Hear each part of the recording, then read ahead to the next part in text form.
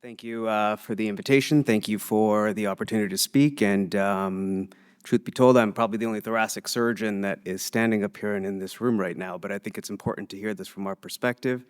And would love to share some video of mine at the end of the case, too. So we'll be talking about minimally invasive surgery. Here are my disclosures.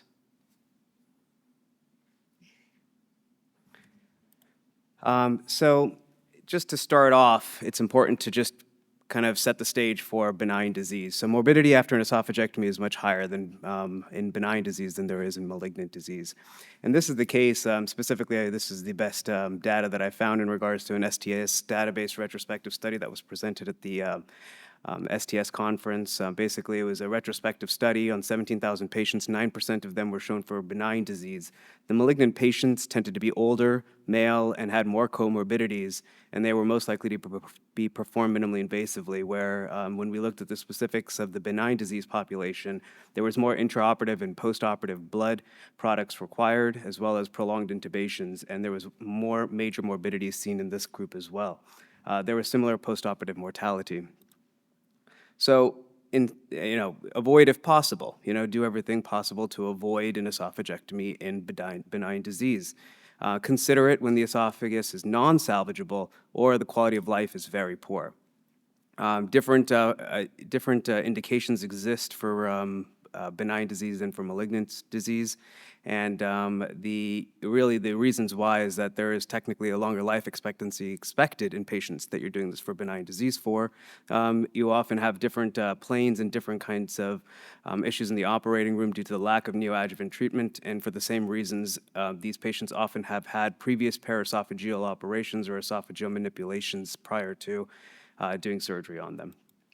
So there's three considerations that you would consider this in. Generally, it's obstruction, perforation, and dysmotility. Specifically under the obstruction territory, there's a caustic injection, GERD, and benign neoplasms in which you would be considering this for.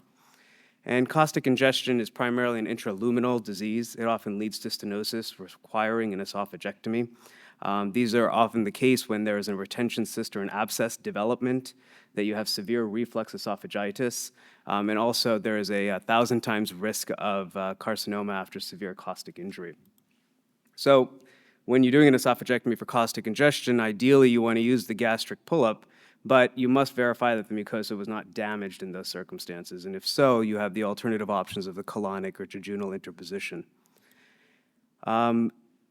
On another note, GERD can also be a cause of performing an esophagectomy for benign disease, and usually it's due to severe GERD causing a peptic stricture. In this situation, you often have issues of esophageal shortening, transmural inflammation, unlike in the setting of caustic disease, which is generally just intramural inflammation. And usually the treatment for the peptic stricture is ideally dilation being the first choice with BID PPIs, as well as the fundoplication once the stricture resolves.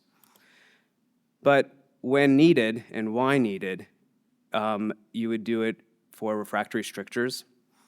This number is not set in stone, but something to consider after somebody's had 2 prior failed anti-reflux hiatal or hiatal hernia operations. In the setting of a severe dysmotility, cancer, or complications of previous fundoplications such as severe strictures, multiple hernia recurrences, perforations, or fistulas. Additionally, if you're doing a hiatal hernia repair and it's a difficult dissection, there are often circumstances that you would devitalize the stomach, and you may have to consider that in this setting.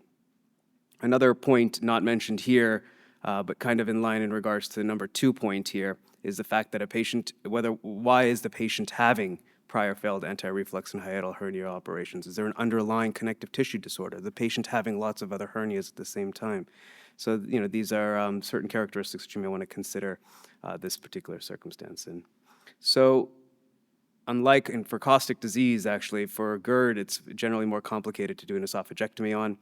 And the reasons why is that there's less stomach available to do the fundus utilization for a fundoplication. Scar tissue can develop and you can have a herniated stomach. And the right gastroepiploic artery may have been divided when taking down the short gastrics. A colonic conduit should be considered, and you should consider prepping the patient if that is in your practice and performing colonic conduits prior to the operation. Benign disease, generally the initial treatment is, and the primary treatments are non-esophagectomy, which are dilation and nucleation, endoscopic resection, and longitudinal repair, or longitudinal resection with a primary repair. But in certain circumstances, you may need to consider an esophagectomy, such as a sympathetic esophageal obstruction, airway obstruction, or compression of other mediastinal structures. Benign or malignancy can also not be determined, would be a reason why you may want to consider an esophagectomy. And of course, involving a large portion of the esophagus. So just briefly, because perforation itself can be an entire discussion in regards to whether to be performing an esophagectomy or not, but some of the indications may be an irreparable tear, severe corrosive injury due to caustic injury, perforation with intrinsic disease, such as a hard distal stricture or an epiphrenic diverticulum, or a chronic esophagopleural cutaneous fistula with sepsis. And then, of course, a large perforation that you can't primarily repair. Briefly, in the setting of a perforation, mortalities can lead up to 13%, depending on the location of injury and the timing as well. And then, what I wanted to show my video on as well, and to focus some attention on, because I feel like this is the hardest scenario to deal with, is achalasia that have been manipulated and operated on multiple occasions, Rohan. And the three general causes in this circumstance are achalasia, scleroderma, and esophageal spasms. So you obviously, obviously everyone knows achalasia, gold standard, Heller myotomy with a partial fundoplication.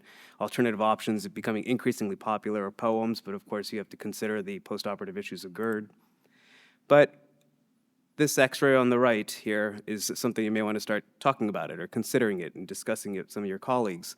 Tortuous sigmoid, massively dilated, sink trap effect. They're clinically often have severe dysphagia, regurgitation, recurrent aspiration, pneumonia, and they typically have had multiple operations. So, what are the reasons for failed treatment? Inadequate or healed myotomies. Patients may develop GERD and a stricture from it. They can develop chronic obstruction from a fundoplication wrap, cancer underlying it, or another additional hernia that then complicates the disease process further. And I think of all the ones that we've discussed, I think this is technically the most challenging, and of course more so than a malignancy. But the reason why is during induction, you often have an increased risk of aspiration in this setting. Very dense adhesions from previous procedures and chronic inflammation from the disease itself.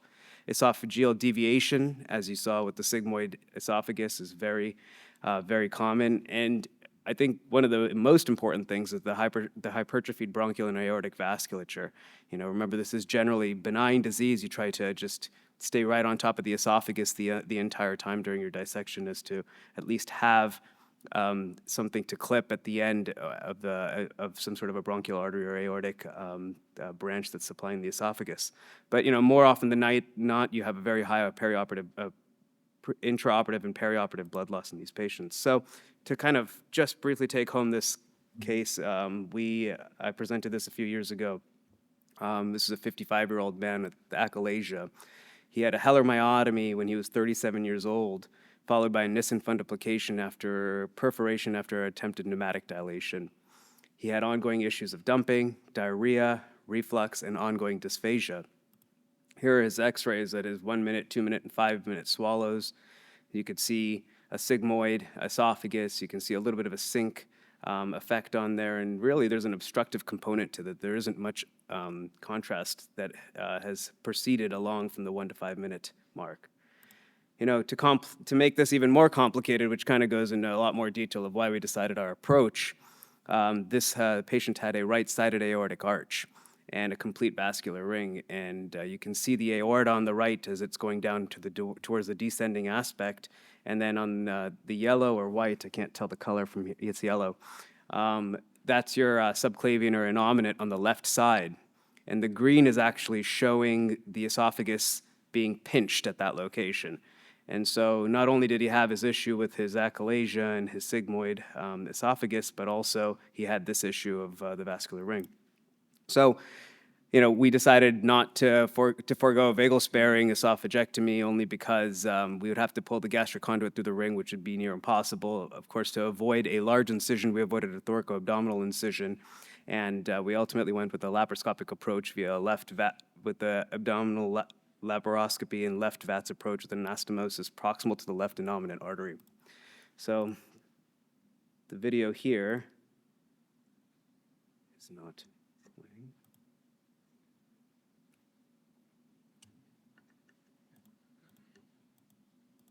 Oh no.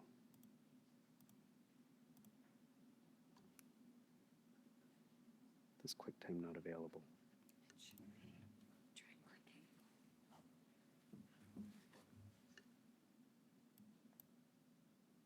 Looks like it's not. Yeah, it's not playing. Probably hit my 7-minute mark. It's telling me. So anyways, what it's showing, you can kind of see it from here, and I'll explain it to you briefly, is how dense the adhesions are around the crura. And we had a previous Nissen, so we took that down. There's a friable tissue everywhere because he'd had so much inflammation. The esophagus is about 6 centimeters at the GE junction.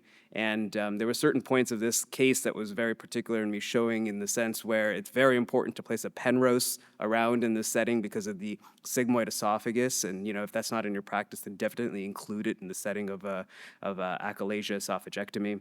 Additionally, once you get into a nice plane, at least the safe plane in this setting, and as it is in a paraesophageal hernia, is right below the pericardium and right above the esophagus. If you want to, the inferior aspect of the esophagus towards the aorta is a plane that you do not want to approach until you have relative control from the left, the top, and the right. Additionally, we did this with a normal esophageal conduit, and we placed a JP into the right chest, as we did get into the right chest as well. We follow this up into the chest. We followed this up into the chest, and then finally, at the end of it, we ended up pulling the esophagus through the vascular ring and putting the anastomosis on top of it, which is seen on the next slide, which I don't think I can get to either. So anyways, in summary, it's possible to do benign disease. Oh, there it is. There's the esophagus on top of the left innominate. The white is the innominate. And then next slide is, so anyways, in summary, it's possible to do an MIE for esophagectomy for benign disease. Morbidity is higher.